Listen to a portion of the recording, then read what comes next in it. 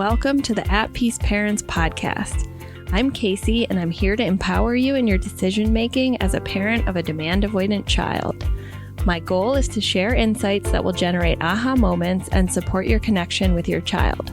I'm a mom of two amazing little boys, one of whom is PDA, and I've worked with hundreds of parents just like you to teach them how to lead their child out of burnout and find the clarity, peace, and sense of community they need.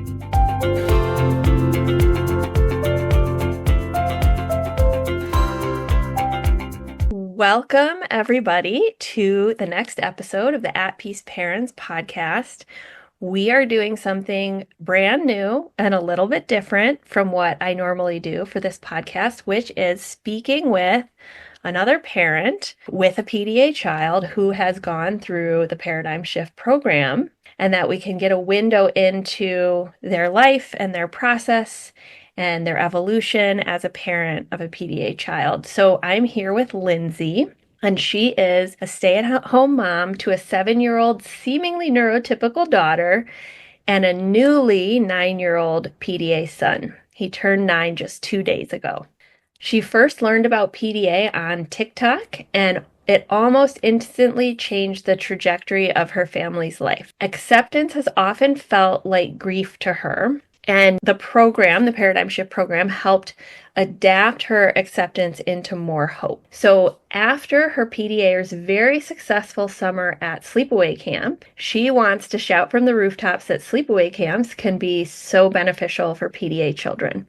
So welcome, Lindsay. I'm so happy. Thank you. Thank you for having me. Yeah, it's an honor to be able to interview you. I know that sharing the intimacies of our families, which often look paradoxical, confusing, even controversial to others, can be a crunchy process. So I just appreciate you being vulnerable and sharing with everybody.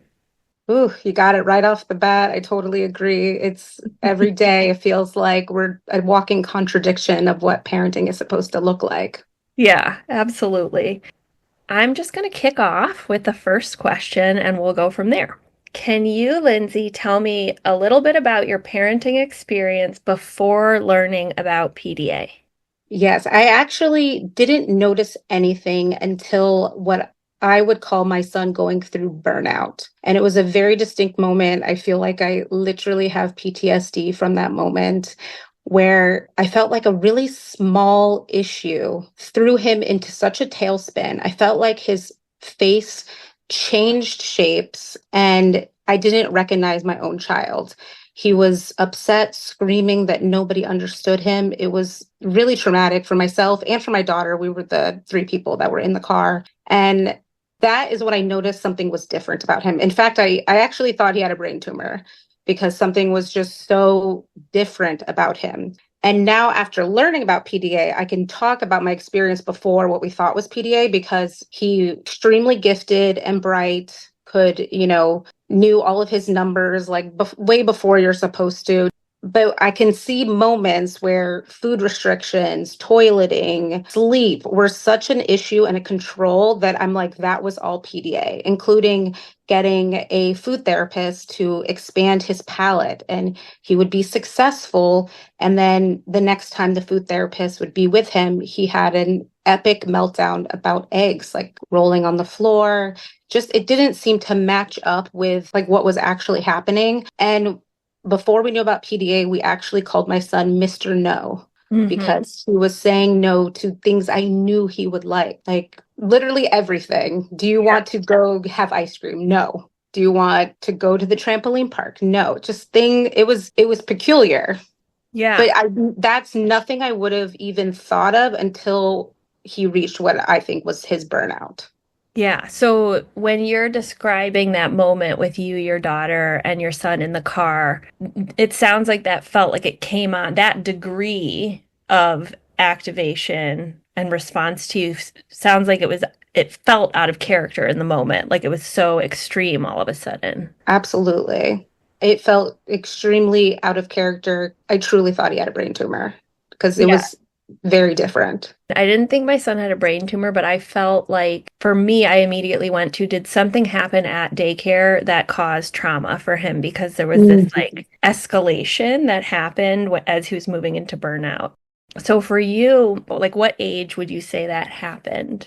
It was almost 2 years ago. It's almost 2 years ago. And we have made just like shocking revelations ever since discovering PDA. But I mean, I remember that day perfectly. It was Yeah. February. February. So for you, like it sounds like you had some struggles with accessing basic needs, right? Like it sounds like restrictive eating, some toileting struggles, some sleep struggles. Behaviorally, prior to 7, like did you see anything that seemed atypical to you, or what did it feel like to parent him? Was he like spirited, or how would you have described him? Spirited, extremely talkative, funny, like just his teachers in preschool thought that maybe he wasn't flexible. So they suggested occupational therapy, and we did the zones. I forget the name of it, the zones of Regulation? regulation. That's Yeah. correct. And they were talking about how he always had to get everything right and he would get really frustrated. And those are things I didn't necessarily see at home, but maybe I wasn't looking for them. And we went to the occupational therapist for that, and he just excelled. I mean, now I can look back and say he was masking. He loved the one on one attention. It was just him and the therapist, but nothing really changed as far as we knew. But again, he wasn't in burnout at that time. Yeah. And so, how would you have described your parenting beforehand? Like sometimes, the way I would have described my parenting until my son went into burnout was like pretty traditional. But sometimes I work with families and they're like, yeah, we've always worked through a gentle parenting lens or an attachment lens. So, what was kind of your style? We were traditional in the sense where chore charts, we had incentives, especially when it came to the basic needs, lots of incentives, and we tried allowance, but it was very traditional in the fact that we would get upset with him looking through the lens of behavior Hmm. and thinking when he was dysregulated, that was just him being a jerk. Yeah. Why do you think that he reached like burnout at the age of 7, more or less? Like what do you think caused it? I think it might have just been the accumulation of schooling, social, just lots of activities after school, which we still do now, even when I think that maybe he can't handle it, but he wants to handle it. I just think it was the accumulation. And of course, after the paradigm shift, I also realized there might be other PDAers in my family. And just, I think hereditary and just accumulation of schooling and the regular stresses of activities. Hmm. So that leads to my next question, which is when and how? So you mentioned TikTok, but when and how did you learn about PDA? And did it immediately make sense to you and your experience? I always say TikTok just kind of gives you what you need. I was not searching for any parenting advice or anything, just, scrolling along. And one of your videos actually came up, and I had an aha moment, like a light bulb went off where behaved at school, meltdowns at home, can be standing 1 inch from the shower but can't get in the shower, things like that. And I remember I sent the video to my husband. After I sent it, I started watching all of your videos, and I was sending him another one and another one. And my husband also, and I know I'm fortunate, and he's such a safe space for everyone in our family. He immediately got on board, believed it. And we weren't like jumping headfirst. We're like, why don't we try some PDA strategies? And if they work, then maybe this is something. But if they don't work, maybe he still has a brain tumor and we should get that looked into. But we tried this one strategy, like gaming, sort of, or making things like more of a game to get him to take a shower. And literally, he could be undressed 1 inch from the shower and not get in. I mean, you could see the distress on his face that he literally could not get in the shower. And I'm sure a lot of us listening, and I know you can too, like relate to that. But I said, how many sea creatures can you name while you take a shower? And he jumped in that shower, did all what he had to do. And we weren't even, it didn't even care what kind of shower it was. Like Yeah. the shower was the shower. And it was great. And then the next time it was time for a shower, I said, can you name more than you named last time? And it was really something for my husband and I to see that work so instantly. And still, we weren't like, okay, he definitely has PDA, but we're like, all right, these strategies are interesting. And we start learning about declarative language and really just to accommodate him, which seemed so crazy. It seemed Yeah. so crazy to bring him food to the couch. It seemed crazy to get him the remote when it was 2 inches from his hand. But we tried that and like it worked. So next Yeah. thing I know, I'm on your website. I'm like, we got to sign up for this class just to like get it going. And I think the next class, it wasn't for like a few months. But in those few months, I started kind of talking about it with friends and family, just kind of putting it out there that I think may have this thing. And people were receptive to me, but also I know like there were some side eyes about the pure accommodation lens. And from there, we took the class and it was really amazing for us. It really was. And the biggest part of the class and the most important, I think, for me personally, was really catching the radical acceptance because I was like, this can't be it. This can't be what we have to deal with for the rest of our lives, the rest of his life. It felt really sad. It felt like he had a hard life ahead of him.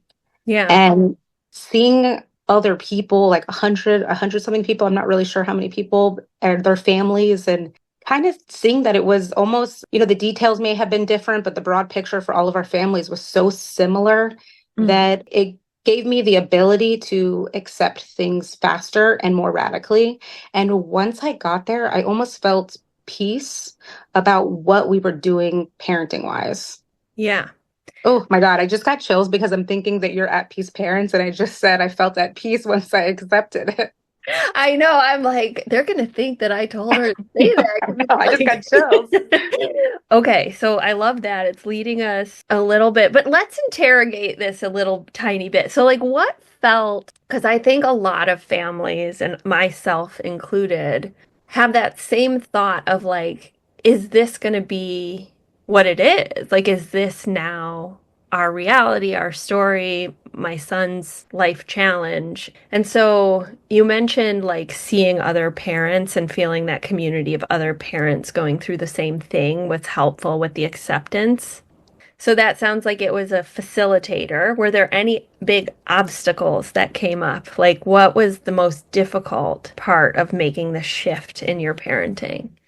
I'm having a hard time thinking of what the most difficult part was because, so for me, the most difficult part really was the acceptance and knowing that this was for life, the longevity of that. And I've experienced a lot of grief in my life, and it just felt like a pile on. Yeah. And like as a smaller subtext of the program and what we were dealing with, my community, my friends, we were all in the midst of deciding if our children should go to sleepaway camp. Yeah. And I'm in my head, like, I don't know if my child can access that. And that will be okay if he can't. But I knew I needed to take the class to kind of get me further, kick the can along the road a little more to see if we were going to dive into summer camp. Yeah, so I remember that we did a spot coaching session with the skill that I call cost benefit decision making. Absolutely. And so I remember chatting with you and not knowing which direction you were going to go because what we were doing was laying out like option one, right? Do we sign up for summer camp and save our spot? And I think option two was like, we don't organize the summer camp and push or have any agenda around it. And then we went through the costs and the benefits to your son Noah's nervous system of each option and then the family cost benefit. And we left that session, I didn't know which decision you were going to make because you were like, we're going to process this and decide. And I would have just as easily believed that you would have been like, okay, we're not going to like put down the deposit for summer camp, but you went for it. So I'd love to hear about like what happened after our spot coaching session and like how did that play out? Well, you had great advice, and your great advice was I'm not going to give you any advice. I'm going to put this out there. And you said to treat it like an offering. And even though it's an expensive offering, if we treat it as an offering and we get all the way there and he doesn't want to go, then it is what it is. We were worried that maybe he would have a great time, but maybe he'd be masking the whole time. And when he got home, he wouldn't be able to go to school. Maybe he Yeah. wouldn't be able to talk. These are actual concerns that we had that maybe other people in our lives didn't really understand. But I knew that you and the other people in the program knew that those were real concerns. When we left that as it just being an offering, I kind of was leaning towards not doing it. Mm. My best case scenario, I thought was sending my younger daughter and having a summer with our son Noah, just like him and his two parents, like Yeah. without a sibling. And I was like, this is the way we're gonna go. And it was my husband's idea to let's just keep moving it along and have our spot and see what happens. Like, let's just keep moving it along. There's a lot of time. We had the cohort in August, and we had basically all the way up until June to really pull out, even at some expenses. But so it was his idea, and I'm so glad. And I think it's pretty cool that he thought we should move forward. But I was worried. Yeah, yeah. And it's hard to invest money in something and not know if your child's going to be able to access it. There was also like some ways we accommodated him in that interim period before camp would start was we created no demands around it for him. In fact, we hardly talked to him about camp, so he wouldn't have an expectation that he was going to have the best summer of his life, that he Yeah. was going to make friends, make memories, like all of those things that to a PDA child is, demands, like crushing them. They even had meetups in our area for kids to get to know each other before camp. And, my husband and I decided that we weren't going to go to any of those. I Okay. didn't want him to have any expectation to make a friend or to anything. And this is totally wild, but the day before camp, there was an open house at the camp. We're already in another state. We're at the camp. He's going to go the next day. And at that open house, he seemed really miserable. So my spidey senses as the parent was, oh no, I think we maybe made a bad decision. And he just was not interested. He didn't want to see anything. My daughter was running around like already, in the camp spirit. And when we left that open house, I asked him like, "Oh, what do you think about it?" He's like, "Well, I don't need to see it. I'm going tomorrow." Wow. And it just like, okay. So even that, maybe we didn't need to go to the open house, but it was like we were all the way up until the day before where I'm thinking this might be a mistake. Yeah. So you are really moving towards this moment with a degree of non-attachment that I think is extraordinarily difficult to practice in real Hmm. life because it's not just the finances, right? It's the logistics. Is my son and my daughter, are they both going to be up at camp or is he home for the summer? It's like the degree of uncertainty that you're navigating, but also the powerful nature of a true offering, which is like it's not your agenda or expectation. I'm sure you had a desire for him to go and have a good Oh, time, absolutely. but really like energetically allowing for that autonomy and the true equality of his decision, like how powerful an accommodation that is Yeah. around everything leading up to it. And then it sounds like he did decide the next day to go, right? He went off happily and it So was tell me it about was it. Like, how long was he there? You sent me an email. I oh remember. yeah. I sure did. I think I sent you an email after the camp for the youngest age campers, which was my son and daughter. After a week, they send you kind of a basic, like, how does your kid rate the camp? What's their favorite activity? What's their favorite food? And up until that moment, I still wasn't sure. And we got that email, and he rated camp at, 10 out of 10. His favorite activities were kayaking, a food I can't remember what it was, but it was something he had never eaten before. Instantly, I felt relief. And it just felt so good that we got to that point because I know you were talking about the strength of the offering and how difficult that is for parents. I'd like to say that I was strong throughout that, but it's hard to check your own self, check your own ego that this was an offering because I mean, in my mind, like this was not an offering, but I was trying to like present to him that it was. And that was extremely challenging. Well, I think but if the rubber hit the road, you would have allowed him not to go if he didn't want to, correct? Right. Yeah. Correct. Yeah. I do feel like I would have been upset about it. And my Of course. husband would probably remind me that he has a disability. But Yeah. yes. I mean, that's just the way that life plays Yeah, out. absolutely. Like, we do have agendas and expectations because we're parents and we care, but managing to emit energetically, like you actually have autonomy and Right. like you're allowed to feel if they choose not to do the thing that you're hoping that they would take advantage of. But I love that.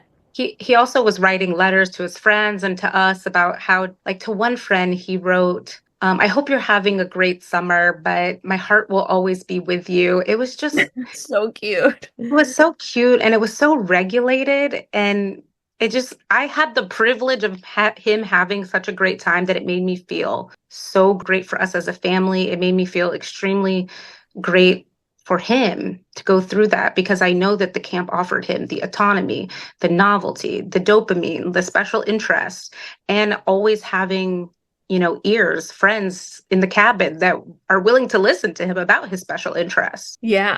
And so what were special interests? Like what did he like to talk about and share? Well, in general or for camp, because I mean, he is an Yeah. info dumper. That is how he shows connection.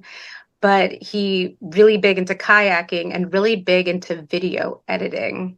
There was Mm, actually, the camp sends so many pictures like through an app. And there was one day, one of the camp's most special days, like a color war kind of situation. And I could not spot my son in any picture. I mean, we're talking 3,000 photos. yeah. I'm like, for certain something is wrong. Like, why am I not seeing my son in a single picture? We later find out one of his most favorite parts of camp was for Color War. He was on the video editing team, and they were in a room for 6 hours editing, and his team won for this video. And that was one of his most special moments. And it was my worst moment because I'm like, where is my kid in 3,000 Yeah, pictures? But totally. I was happy that nothing was wrong. But, that's where, as like the PDA caregivers, you're waiting for the shoe to drop a lot of the time. Yeah, Yeah. yeah. And so I know like earlier on in my journey, or maybe if I was a parent listening to this, like the first question that would have come to my mind would be like, and how did you know like he wasn't masking? Like, how did you know he was actually regulated and safe and like doing well? I could tell that he was regulated by his letters. They were not, they were of a sound mind. He was just so genuinely smiling in the photos that we did see. And then 3 weeks later, when we picked him up, he just thanked us for sending him. And he actually said that that was his second home. Oh, I And love that. it was really something. Even recently, my son was with his friend and he told his friend's mom, "This is my second home," which of course makes you feel good that your son has, positive relationships in his life. And when I got to my son after this particular play date, I said, "Oh, well, what's your second home?" And he told me camp. Oh, And I mean, this is months after camp and still like the great impact. And, probably at least 3 times a week, he brings it up. yeah. So you took a risk there, right? It wasn't immediately clear, I don't think, to anyone, including me, when we were going through this, right? Right. Right. And you followed your intuition and like the understanding that there was uncertainty and it did go in the direction that you were hoping. And it sounds like he's naming these three locations as like my nervous system feels safe here, right? Like Absolutely. Yes. I love Yes. that. And, I was worried about the no screens. We have unlimited Yeah. screens as a way to like combat the PDA at home. And I was worried about that. When I was unpacking for him after camp, I noticed he nearly brought everything home, which was really unexpected. I assumed he would be leaving things all over that camp. But I noticed he didn't have his clock. So I asked him about his clock. And he said the first night he couldn't sleep and his counselor took away his clock and he didn't need it. And I thought that was sort of brilliant of his counselor because someone that is so focused on minutia or the demand to fall asleep, Mm. Taking away his ability to see what time it was, I thought was like a really good accommodation for him. And I will not be sending him with the clock this summer. Yeah. So I'd love to dig into that a little bit because, like, I see this with my son and our au pair, who's like a 19-year-old German man, right? Where if, for example, I was like, okay, you can't sleep, I'm going to take away the clock, I think my son would have a huge nervous system activation around that. Versus if my au pair sometimes is like, well, let's do it this way, or like, well, let's stop doing this. He'll respond actually quite well to it. There's not as much activation. So my question is like, do you feel like you could have taken away the clock, or is there something unique about like him being independent and autonomous at camp in a cabin with other nervous systems and like he could manage Yes. it? I totally agree with you. I do not think I could have taken the clock away. I do think he was part of that decision making. Hmm. And I think being in the room with other people, I just think he felt safe and his counselors did a great job. I did make the camp aware of PDA, and to my surprise, they knew about it. In fact, PDA was on their health form. That's A- wild. And I don't know if they put it on the health form after I had talked about it, but either way, I Yeah. was really impressed. And you know how with PDA, you kind of have to come about labeling from the side. Yes. And PDA being on the camp health form, it gave us the tools for my son to label his PDA because I'm like, I'm going to read this whole checklist with him and see how he does. It had, do you have ADD? Do you have eating disorder? Do you have depression? Do you have obsessive compulsive disorder? It listed so many things. And he was like, no, no, no. And I get to PDA and he said no. And I said, oh, do you know what that is? And he said no. So I told him and he goes, oh, I think I have that. Yeah, yeah, yeah, yeah. And it was just also, it felt like another gift that the camp gave us because I was able to come at this label from the side where On it's the side, yeah. not the word that we were using before. We originally called his activation the Kraken because we had seen this movie where I can't remember the name of it, but it was like Ruby and the Kraken. And it kind of seemed like that kind of dysregulation, you become the Kraken. So that's what we were calling his activation before that until Yeah. the camp storm. Cool. I He like. also thinks he might have ADD. But Yeah, I mean, I like it. Let me ask you this. So, how are things now in your family? every day is a new day and a new opportunity for my husband and I to take turns reminding the other one that our son has a disability. There you go. Yes. And, the acceptance of it all brings levity to it, where we're able to laugh and just remind ourselves, like, whoa, that was a PDA moment, even when they are annoying. And, maybe we're blessed in the kind of PDA that our son has, or where we are in the process, but it feels as though this is not life or death for us at this moment. And I know, maybe it will be one day, but it's not now. But what it is extremely annoying.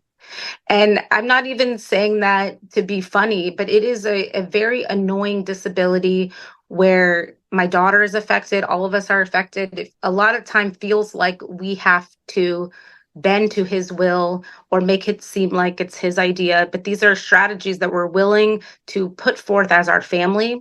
My daughter's on board after we bought her a book, one of your recommendations, Poppy and the Overactive Amygdala. My daughter is happy to tell anyone who will listen that her brother has an overactive amygdala, but we accommodate him so fiercely in our home so he can go out into the world. And I know I mentioned earlier that after going through the program, I thought there was other people in my family that had PDA. And that was my brother who passed away at 34 years of age. And figuring that out during the program was such a revelation Mhm. and kind of scared me because, I mean, it did not end well for him and my family. And my husband says to me that, because I was worried, like, is this the way it'll go for us? As a real fear. Yeah. And he said, my parents did the best that they could. My brother, he was in therapy, he was on medications. And I do believe that they didn't work because they didn't know that he had PDA. Yeah.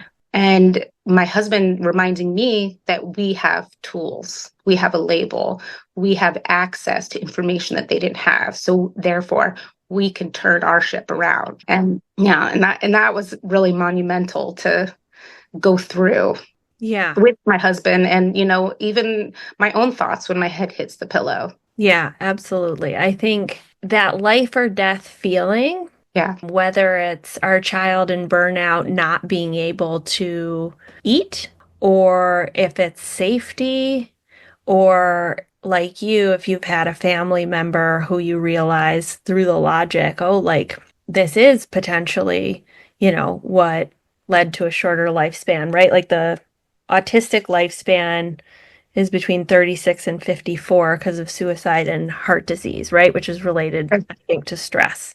Mm-hmm. So, it is life or death, right? And so sometimes that can be hard for other people outside of our experience to understand when we're making, to use the word you use, like when our kid is being annoying to us and Yeah, shouting, like, hey, pick up the remote or give me this or whatever, because we know the trade-offs, right? We know what's at stake, I think. And, that's both scary, but also empowering to be able to lean into that and feel like there's some agency that we have in supporting a different outcome absolutely. for our kids. Thank you for sharing that. I know that's vulnerable.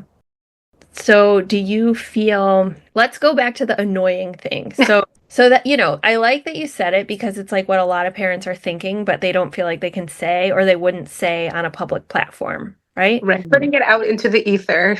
Yeah, of just like, sometimes the activation and especially the equalizing, which is turned towards others, is experienced by the person as annoying or frustrating or hard, right?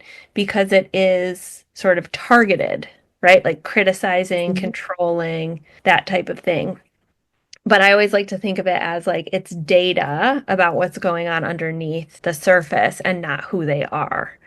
Well, I share that with all of my friends, any ears that will listen when they're talking about their own families and experiences. I tell them something that you told all of us and you tell people all the time is collect the data and give yourself permission to try something new. You don't have to do it the way you've been doing it or collect that data. If it's not working, try Permission something to new. pivot. Yeah. Yeah. Um, That's amazing advice. well, thanks. I mean, I think it can be hard to follow though when you have a lot of judgment and you feel like you're doing it wrong and professionals are telling you you're enabling your kid. Like, even if your gut and your intuition sort of knows that it's supporting, even if you have the data, it can be hard to shift for all of us, I think. Yeah. So now that and correct me if I'm wrong, it sounds like you're feeling more hopeful in your life. Yes, Um, absolutely. I feel like our son is gonna have a really successful, awesome life. yeah, tell me more Feel about that. that way. He's a special dude. He's so social and he has a grasp on what is going on in his own brain. Even you mentioned he just had his birthday 2 days ago and to accommodate him for his birthday, which is so extremely difficult for PDA children. The only thing worse than your own birthday is your sibling's birthday. Yeah. And we got out of town. It was my son's idea to go to this adventure park that he had seen on YouTube. So we took him on a trip and it was full of dopamine and full of novelty. And for sure, the PDA was still, is still there. We know it's not going to go away, but we feel hopeful because he left that trip with happy tears in his eyes saying, thank you for giving him such an amazing birthday when there were moments on the trip when he was in his survival brain Yeah. and, saying his sister gets everything and it's not fair. After we are on this trip for him, missing school, paying for hotels and flights and doing a million activities for him, he still felt that way after one of the events. And that was pretty difficult for my husband and I as his caregiver because we know that's not true. And we also know deep down he knows that's not true. But we feel hopeful because the next day, it's almost as if he didn't even remember that Mm, meltdown. He was just like, yesterday was a 10 out of 10. What a great day, coolest place. And that we needed to hear as the caregivers because it's so hard. We're doing this whole thing for you. And yeah. but so that is where the hope comes in, where he's able to identify even that his birthdays are hard for him and that when he's in his thinking brain and when we know he's in his thinking brain, he's just a spectacular, sensitive, he's everyone's best friend, best brother. He's a good kid. Yeah. And it's not behavior, it's his nervous system. When people ask me like, oh, what is PDA? I try to very casually say he has a broken nervous system. It's wonky. The bells and whistles don't work right. Yeah. And how do people respond to that? I'm not certain after we leave the conversation, but during the conversation, people are like, okay, okay, that sounds hard, which makes me feel like maybe I'm saying it the right way because it is extremely hard. Yeah. I'm like, okay, I'm just gonna be honest, like I'm a little nervous because I know that like 9 out of 10 parents listening are gonna be like, I love how straight talking this woman is. Like it's exactly what I'm thinking. And then there's gonna be like a couple people listening being like, that's not neurodiversity affirming. And I'm gonna get some emails. But who cares?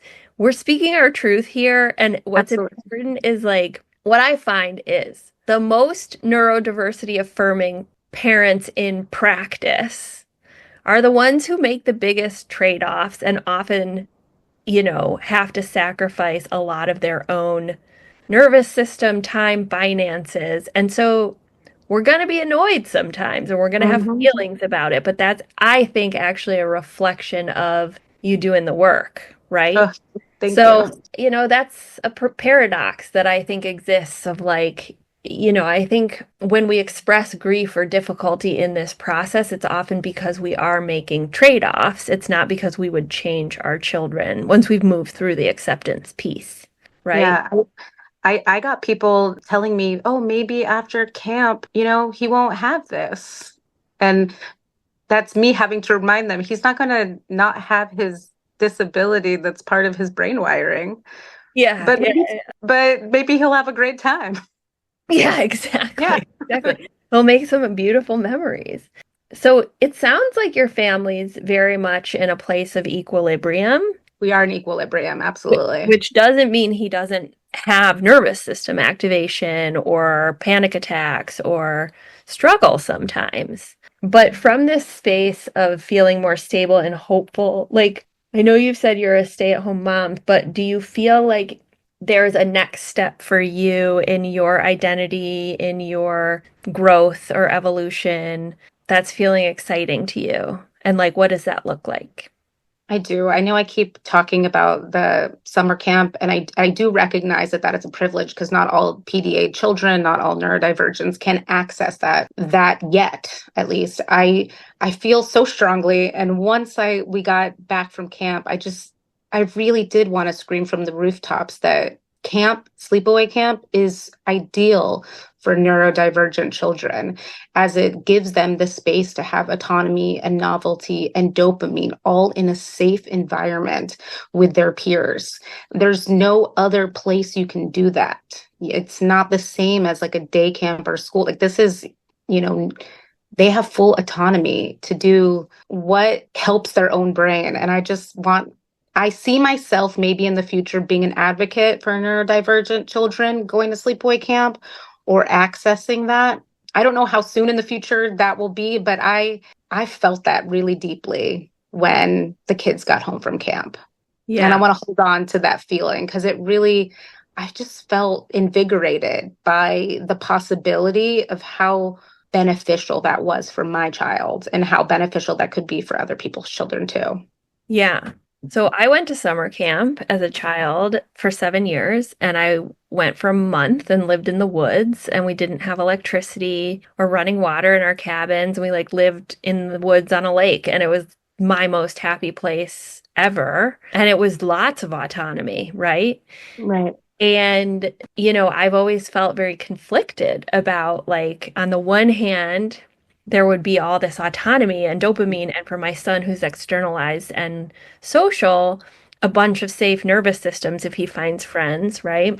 And the equality piece where it's counselors who are closer to his age and it's not like Mhm. authoritarian. But the thing that has always scared me is, like who's going to make sure he's taking his medication? And what if he actually stops eating again because of his, restricted eating? And, it's like the screen thing. Absolutely. So I'm wondering, like, what would you tell a parent like me, and how would you either advocate on my behalf, or what would you say to me to speak to the to camp to make sure that it was a place where we could actually maybe give it a go? I'm just curious. That's really exciting for you. I also went to summer camp, and those were some of the best times of my life, and which is what I wanted to give to my children. So, what I would say to you is, treat it like an offering. Maybe he would, maybe he would be restrictive eating. Maybe he wouldn't take his medicine, but those are things that he would work out with his counselors. And what's the worst that would happen? They'd call you and tell you, and then you'd come and get him. Get him. But Yeah. on the other hand,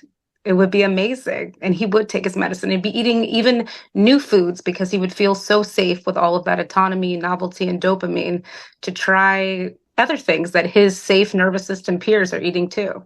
Yeah. I mean, I have found that when my son is around other children and there isn't a demand, there's true autonomy. Like, it's almost like the other children are strewed as an offering of, like, this is a safe. Yes. Like the first time he tried a hamburger was 2 4th of Julys ago, actually, interestingly, on this theme, with my dearest friend from summer camp. We were up north, Michigan, and she hosted a 4th of July party, and like all the kids were eating hamburgers, and he just grabbed a hamburger without a bun and just started eating it. And I was like, what is happening? Right? But it was because of the, like, there was no expectation, but it was available and he could see other kids doing it. And Right. And it wasn't your idea. And then let me ask you, then you can't bring it up to him. oh, yeah, That's, no, yeah. Yeah. yeah. My We son just, came home with new skills from camp that have to do with his basic needs. His sleeping is better, his eating is better, his toileting is better. And we do not mention it at all. We do yeah, not praise him, but we want to. yeah, So yeah. You're just I like, know that feeling. You're like, whoa, you're eating a burger. But it's a quiet celebration between you and your husband. yeah. One last question on the camp thing. So, for parents listening, like, let's say we have parents who are like, oh my God, I'm listening to Lindsay talk, and like, this is exactly what we're thinking about. Like, could our child access camp? Like, do you have things you would be looking for with a camp that are important to facilitate a successful experience for a PDA? Or like, what are the things that you might be thinking about? Oh, that is a really good question. You know, one of the reasons I said I don't know how near in the future I would become a camp advocate is because I don't know everything, and I always pride myself on the fact that it's not what I do know, it's what I don't know, and there's a ton I don't know about other camps. What I do know about the camp that my children went to that was so good for them was it gave them the opportunity to try many things, and they were able to schedule those activities. They were, given a list of activities, and from there they chose what was interesting to them. Yeah. And they didn't have to stick to a schedule, and I don't know if that facilitated his PDA brain, but I think it helped. Yeah, Yeah. that's one of the things. Also, just finding a camp that is open to neurodivergent children. I mean, you would want to hope that they're familiar with, ADHD or OCD. I mean, if they know about PDA, that's also a huge plus, obviously. But just have the ability to answer your question about like any neurodivergent child, because their whole career is to give these kids the summers of their life. It's not, a day camp that's something else during the year. They work the whole year round to make sure this summer is special for them. It's designed for kids. Yeah. And so I think just talking to a camp that's familiar with different kinds of children and then that have a lot of offerings of activities. Yeah. Offerings. There it is again. I love that. Yeah. The theme. The theme. All right, Lindsay, one last question for you. Is there any advice or wisdom that you would like to leave families with who are facing either a recent understanding of a PDA, maybe they just learned about it, or they just got a diagnosis? Well, what rings in my ears all the time, and we talked about it already, is you saying, and it happens to be the best advice I can give my friends and family too, and whoever's listening, is just to collect your own data and go with your gut. Give yourself permission to try something new.